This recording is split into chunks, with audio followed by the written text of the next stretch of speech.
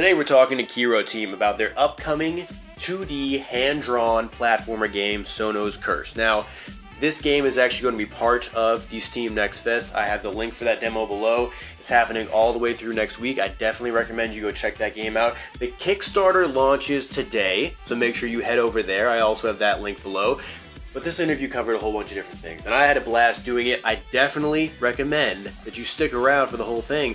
But without further ado, don't take my word for it. It's time to head into the interview. Why don't you tell me about the team behind the game and what brought you to kind of start creating games? Well, that's actually a long story. It started in last December during the lockdown, and I've never ever thought about making a video game myself, actually. And I was feeling pretty bored, and I stumbled upon a YouTube video about how to make a game. And I said, okay, why not? Let's download Unity. It was 2 a.m. in the morning. I couldn't sleep, and I just started messing around with the engine, and I loved it. I made a small micro game. Since I had a web developer background, it was pretty easy for me to get used to the engine and to master the basics, at least. Prior to that, you'd never really made any games or done any modding before that? Not at all. Oh wow! So it was you hit the ground running. That's impressive. All right, yeah, keep going. Well, a month after that, I wanted to experiment with something different. I wanted to create this character that explores a cave and fights some monsters.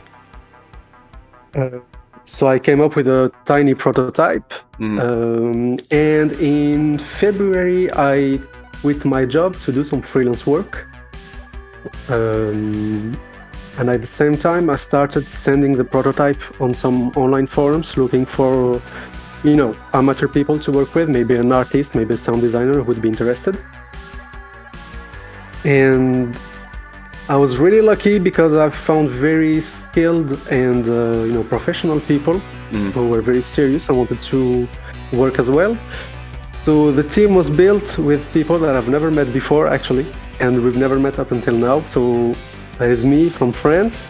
We have someone from Canada, someone from the USA, and someone from Singapore.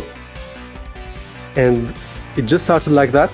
At first, the goal was just to make a small game of 20-30 minutes tops of gameplay and to just experiment with all the aspects of game development to see how things go.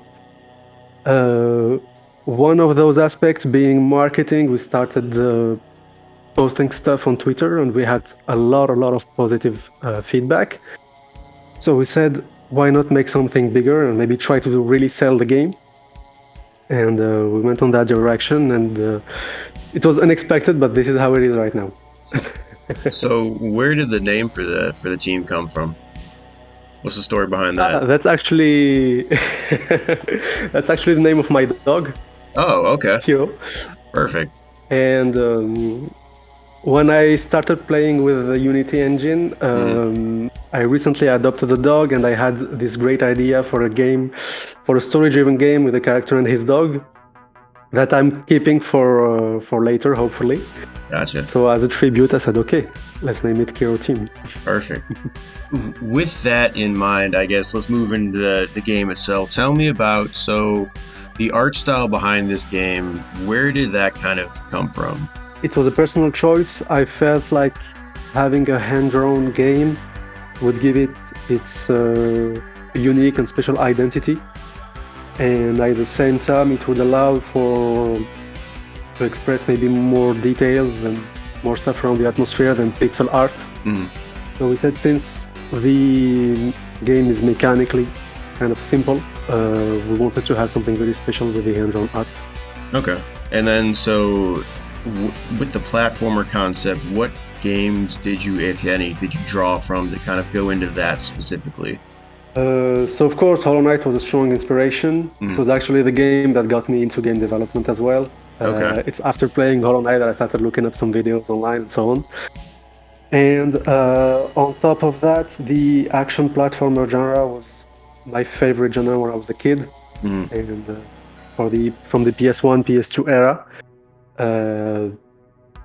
And mechanically speaking, it was the most simple to do.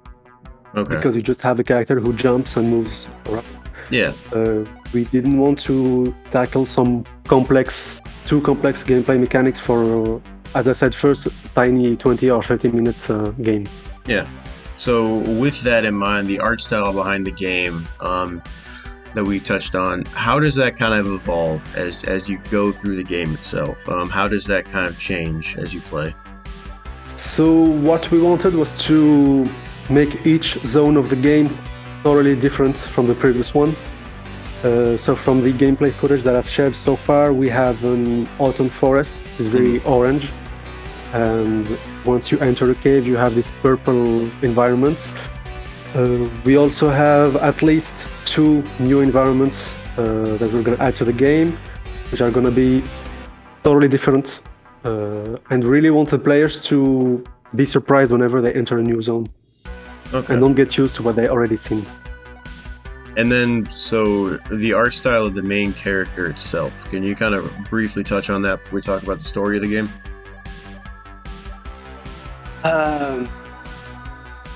It kind of happened by accident, actually.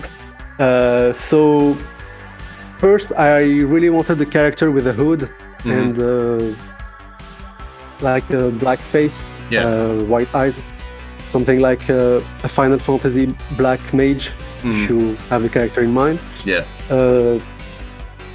So we went with that, and after experimenting with different iterations, we came up with this big thing on top of the head, and we said, why not make a theme in the game around birds?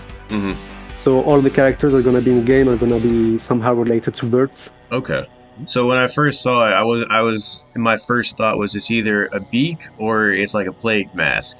And I wanted to touch on that specifically because I wanted to clear that one up. So it's cool that you kind of integrate that in. It's actually a beak. Okay, that is cool. So you said, there's a bird theme involved. Tell me about, without spoilers, tell me about kind of the game story itself, and how it kind of grows as the game goes on. So that's a pretty hard question, because the story is small but told in a kind of a specific way. So all I can say is that you start the game in a forest with the main protagonist. You have no context when you start the game. You don't know anything about him, and at some point you enter a cave and you find this big door, and you hear a voice telling you that whatever you are looking for, it is behind this door. Okay. So you don't know what he's looking for, you don't know why he's in there. And the more you advance in the game, the more you start slowly understanding the reasons behind this. It's a pretty touching story, but once again, it's hard for me to talk about it without spoiling, so I'd rather stop here. Okay. Can you kind of, instead, can we pivot and can you kind of tell me about the different enemies you're going to face within the game themselves? Is that something you kind of talk to me about? Yeah, so what we try to do is make sure that all the enemies, all the bosses are have a role to play in the story and the lore of why they are there, what's happening inside the cave. With, of course, a special focus on the bosses. So in the first zone, you're going to encounter kind of basic enemies to give time to the players to get used to the mechanics and to controlling the character. And of course, the more you advance in the game, the enemies are going to be different. They're going to have different mechanics, and of course, they're going to be more challenging. Yeah. So just like for the atmosphere and for the art, we don't want players to get bored and get used to the same thing. From a level structure, with the story, is it more like Ori, where you're kind of going back and forth, and it's kind of like the anthill reveal, where you're kind of maneuvering through the map, slowly revealing more and more of it? Or is it a little bit more linear in a sense? You're kind of progressing as you go, and then there's a boss fight at the very end. How does that kind of play out? Well, we stole some ideas from Metroidvanias, so you have different zones that are going to be interconnected. Okay. you can do the game going from zone A, zone B, zone C, and then finish. Or you could, if you want to explore and unlock all the secrets, do some backtracking, come back to different zone, and so on. So it's going to be up to the players, actually. Gotcha. And then one other question that I did not have written down: is there any kind of, I guess you could say, NPC interaction where you're maybe, whether it's upgrading abilities or maybe a small shop or whatever it could be, is there any kind of that brought into the game? So at first we didn't, we were not going to include that. Now we are thinking about it. Okay. Well, they are going to be NPCs in the game, but we don't know how the interaction is going to be yet. Talk to me about the actual combat within the game. So the gameplay as a whole. Talk to me about the combat. Talk to me about just kind of the overall abilities that your character is going to have. Just all of that as a whole. So when we built the game, we wanted to, again, keep things simple. So we decided to build a simple combat system, no RPG mechanics or things like that, no different weapons, no different equipments. At first, we just wanted the character to attack with a sword. And fun fact, our animator just told me, what if instead of using the sword, he could kick? Oh, okay. It would be different, it would be fun. And we built the whole thing on that. So you have ground attacks, mid-air attacks, and an interesting dive kick that you can use, which gives you a rebound that allows you to combo with another attack or just use the rebound as a platforming skill as well. Okay. And then is any of that, can you upgrade any of it? Is it kind of evolve as the game goes on, or is it kind of stay consistent and you just kind of pick up more abilities as you go? Exactly. So the idea is to keep the combat just like that. And on top of that, you have also a magical ability. It's just a projectile that you can fire. It consumes magic points, of course. So one thing that comes to mind as you're talking to me, the scope creep in a game, in any game, is a real issue that can come up. And as you're talking, it sounds like, more and more things kind of get added on. So how much does scope creep kind of come into play with this game specifically, especially as, we edge closer to a launch? So actually, I think we managed that pretty well. Okay.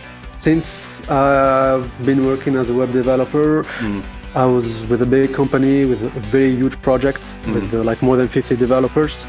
So I learned a lot from project management. And I knew that this was a big trap in game development. Basically, you want to add more features, and then you're just dead. Yeah. What we did was build the game in a way that allows us to have a base, which we can add more elements to it. But we can stop at any moment to say, okay, that's enough, and we ship this. Okay. That's a good way of approaching it, actually. So we talked about the enemies, we talked about kind of the gameplay and how it progresses in the level system. So with scope creep in mind, and this being your first game as well, from a technical problem, from, a design problem, whatever it may be, what kind of was the biggest roadblock to this point for you? For me, the biggest problem was the time zone difference, the fact that people are working, some of our team members are working full-time or part-time jobs, and that we can't have a consistent schedule.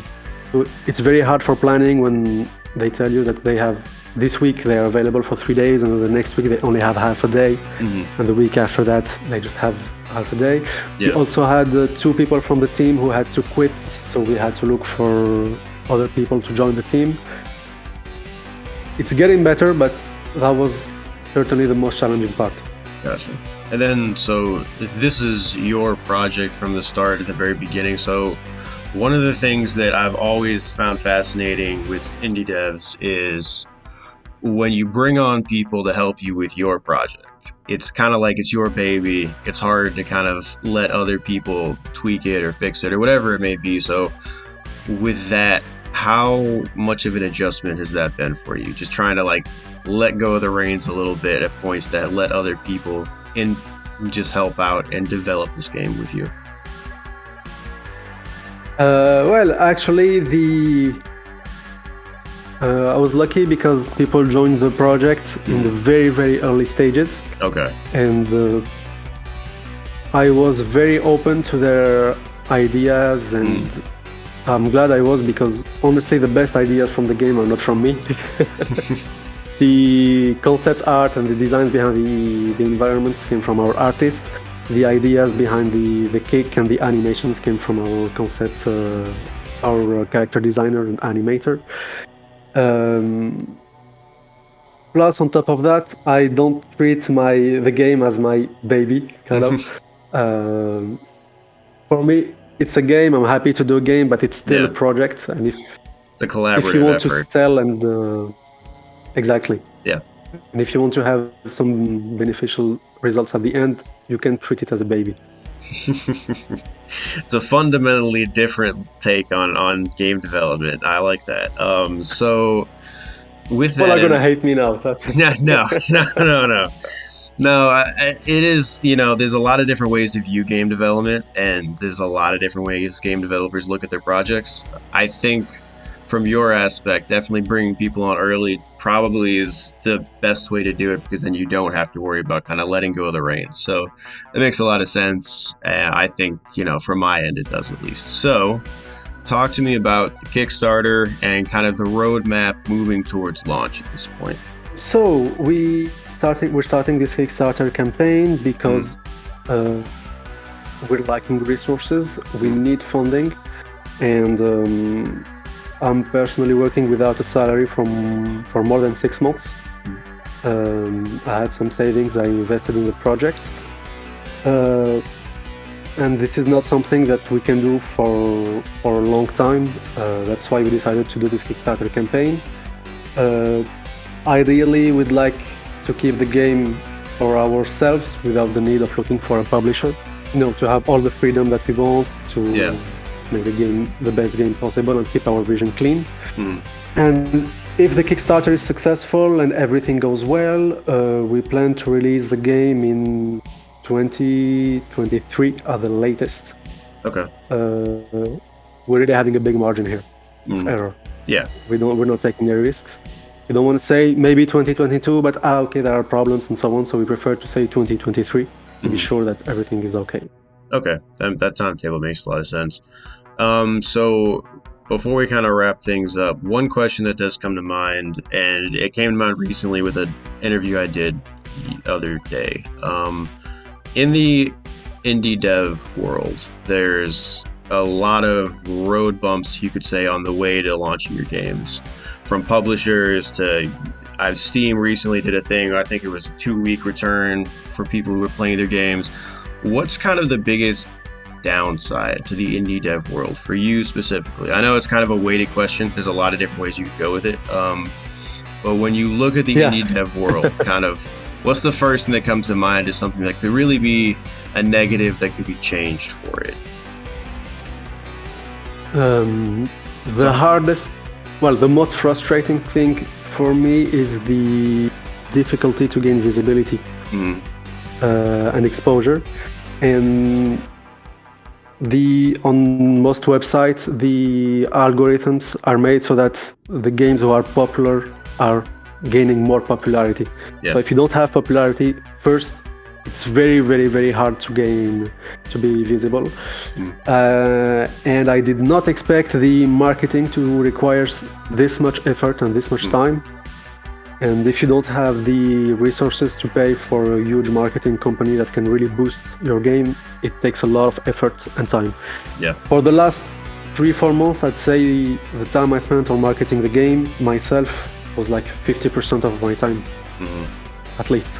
So for me, that was the most unexpected and difficult part. Talk to me, we missed the one question. What so far, I know you're still pretty far away from launch, has been your favorite part about this project? From a development standpoint, from a creative standpoint, whatever it may be, what's jumped out as kind of your favorite part to this point? Well, there are a lot of great things, actually. The first, I'd say, was the story. Was just writing the story. Actually, I've been thinking about it for days and days and days, and it came up just like that. And I've written the whole script in like 3 hours. Oh, wow. Of course, there were some adjustments here and there afterwards, but well, this is how it went. There is this part when you get new pieces of environment assets that you include in the game, and then your game totally changes and looks amazing. And of course, I think the best thing is just sharing something on Twitter and having a lot of positive feedback. It's really, really encouraging. Yeah, no, absolutely. That actually brings up another question that comes to mind. Well, from a story standpoint, you said, it stayed fairly consistent. How much has the game kind of evolved, though, since you started developing it? From just kind of your first vision of how it was going to be to now? Just how much has that changed? So actually we had what we wanted to do first was a 20-minute game, and then we said we share this. If people like it, we will add maybe 1 or 2 20-minute zones. Okay.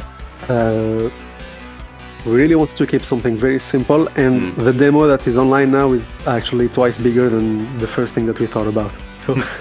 So it was really just kind of expanding on the original concept. Exactly. But at the same time, the basics were there, and we're just adding to the basics. Yeah. Regarding the story didn't change much, but we decided to add some lore around it to give it more substance and more volume to make it more interesting to people. Yeah. How does that, so is that just kind of going to be part of the Steam page and kind of the description, stuff of that nature? Or is like, I talked to a developer who made their own lore book, like a physical book they're going to try to sell with their game. That's not something, obviously, with this, it's a smaller project, but... No, not much. No. Yeah, I was about to say, how much does it really kind of come into play? Is it just kind of putting more backstory into the characters, basically? Actually, this is something that we drew inspiration from games like Dark Souls and so on, with this cryptic and mysterious lore that they give you. So you're gonna have a lot of hints and about what happened inside the cave that you're in, why, about what you're looking for, why is it hidden behind the door, what happened before. I think it's gonna be interesting. Yeah. And I hope people are going to make some YouTube videos about theories. And there you have it. That is Souno's Curse. As I said, this game is going to be part of Steam's Next Fest. It's happening all the way through the end of next week. Check out that demo. I have the link for all of their stuff below. Check out their social media. Their Kickstarter, as I'd mentioned, starts today. Go check that out as well. See what you think about that. There's a whole bunch of great elements about this game. It's a very cool concept and a very refreshing art style to see. I definitely recommend that you go over there and check it out because I had a blast playing the demo. And I can't wait for you to do the same. So, until next time, I am Nick Lehner. This is The Side Quest. I can't wait to see you all next time. So make sure you subscribe while you're here. But until then, take it easy.